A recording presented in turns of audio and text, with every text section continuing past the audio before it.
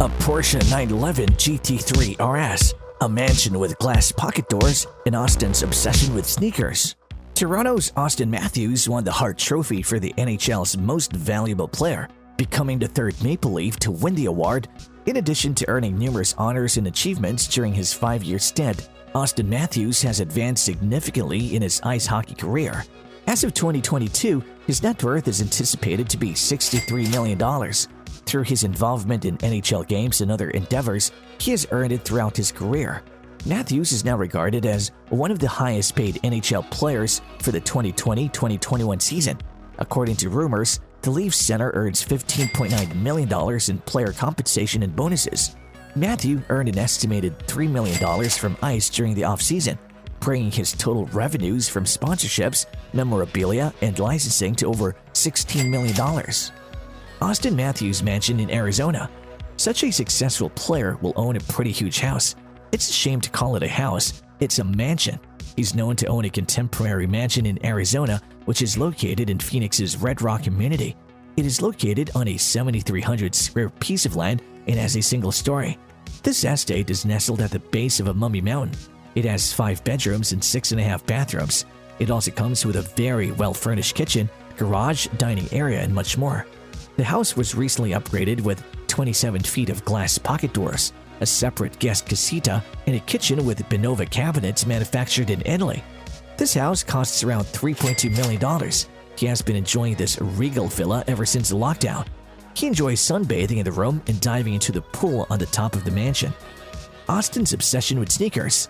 One of the things Auston mentioned he cannot go without is his sneakers. His sneakers from Nike include an Air Force One, which costs around $150, a Nike collab with Cactus, which sometimes costs around $5,000 on the resale market, and a couple of Nike Off-White sneakers, which cost $190 a pop. He has a huge sneakers collection. He keeps half of them in Arizona and half in Toronto. He also seems to be investing in slides along with sneakers, which cost around $150, $200, and sometimes even $750. He also loves to invest in jewelry. Once he got into professional hockey, he noticed that many hockey players have premium quality watch collections. So he decided to get some of his own. His first watch was a Rolex GMT Master 2 Pepsi Edition. This watch happens to be his favorite. This watch costs him around $31,000. Auston's car collection. It is obvious any rich person out there always has a rich car collection. So why leave Auston out? He's known to be a speed demon. He owns a Porsche 911 GT3 RS. He got the car after going after it for a test drive and being announced as the brand ambassador for the Polycara Group. It is one of the classiest cars one can own. It is preferred for its sports car feel. It can very well go from 0 to 60 miles per hour in 3.2 seconds and has a max speed of 192 miles per hour. This Porsche alone probably costs him $200,000. Auston's career.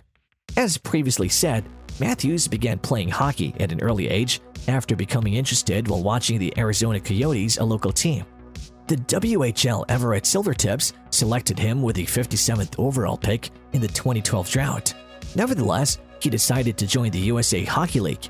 Additionally, he was selected first overall in the 2016 NHL entry draft.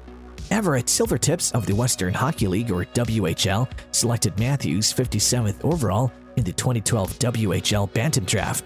But Matthews chose to play for the USA Hockey National Team Development Program, which competes in the United States Hockey League, or USHL. He represented the U.S. National U-17 team, USCP, during the season when he attracted the attention of NHL scouts on a national level. His distinctive background from the American Southwest was highlighted on the NHL website. Patrick Kane of the Chicago Blackhawks set a record for the National Team Development Program in 2005-06 with 102 points. Jack Eichel of the Buffalo Sabres was surpassed by Matthews, who finished first in league scoring with 116 points, 55 goals, and 61 assists in his second season with the U.S. National U18 team USCP.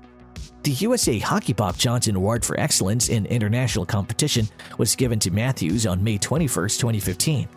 Matthews participated in training sessions with the USA Hockey National Team Development Program team in the 2013-14 and 2014-15 seasons.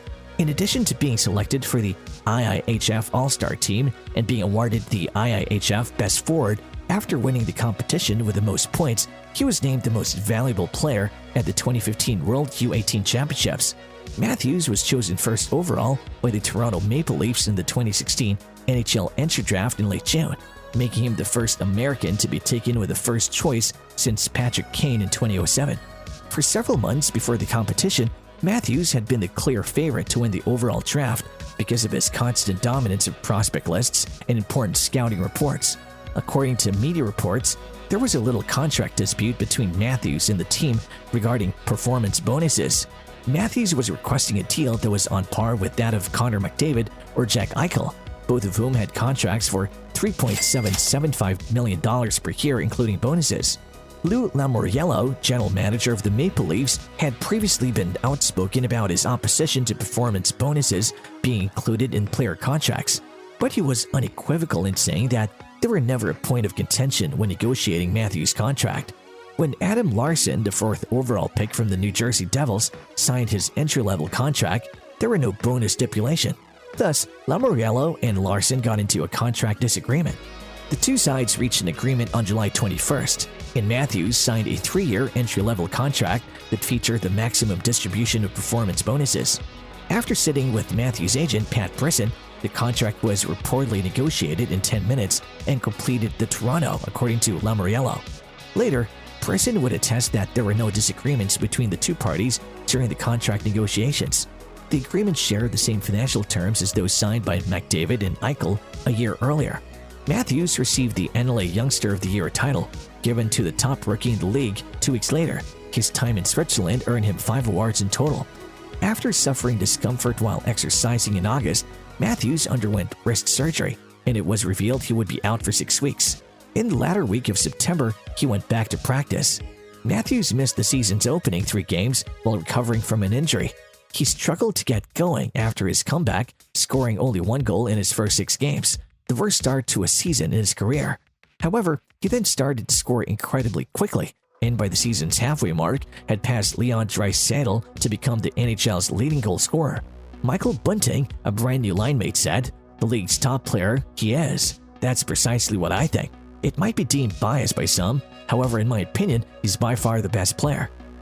Matthews reached 50 goals in the season for the first time in his career on March 31st, 2022, in a 7-3 Maple Leafs victory over the Winnipeg Jets with an empty net goal.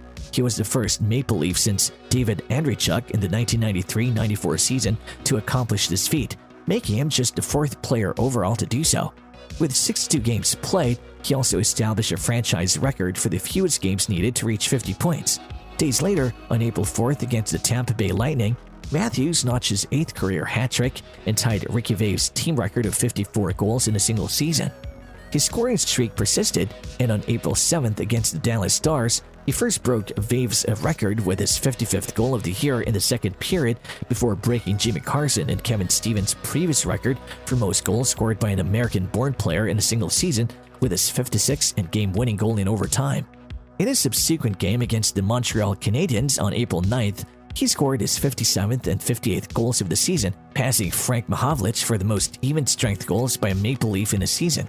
He also became the first player to score 51 goals in a span of 50 games at any point during a season since Mario Lemieux accomplished the feat in the 1995-96 campaign. On April 14th, he achieved 100 points in a single season for the first time in his career. This was all for today's video. Do tell us what you found most fascinating about the things Auston owns. Like, share, subscribe, and don't forget to press the bell button.